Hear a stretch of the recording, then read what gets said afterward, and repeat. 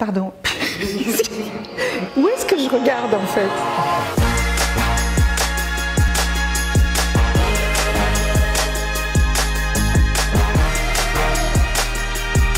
Mon métier, c'est de permettre aux personnes malvoyantes et non-voyantes de pouvoir comprendre leur environnement et d'être capables de s'y déplacer en autonomie grâce à Virtuose. Agir pour l'égalité des chances pour les étudiants grâce aux réseaux sociaux. Faire en sorte que l'égalité devienne une réalité concrète pour toutes les personnes de notre pays et en particulier les femmes. Développer une école de commerce qui est publique et qui a un modèle d'ouverture sociale qui est très unique parmi toutes les écoles de commerce.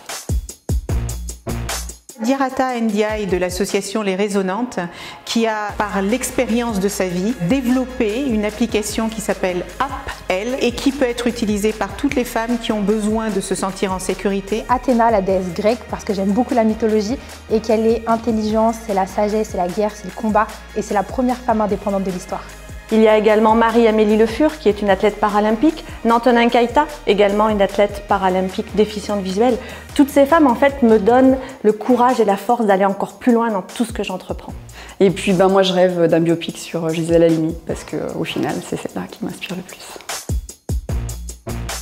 Ma grand-mère m'a toujours dit « souris puisque c'est grave ». Quand je donne un sourire, je reçois tellement en échange et ça me permet d'avancer et de lever des montagnes. Être ambitieuse grâce au numérique, grâce à Internet, aux réseaux sociaux, le champ des possibles est infini, donc vraiment d'aller partout, de faire tout ce dont on a envie et de ne jamais se cantonner à une seule mission.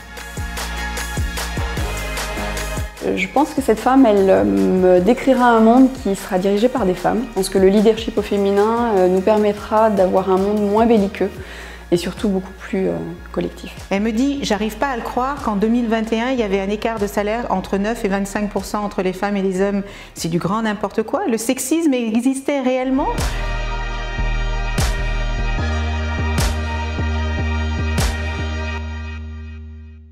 Arrêtez, parce que je vais devenir toute rouge. Et ça, pour la caméra, c'est pas ouf.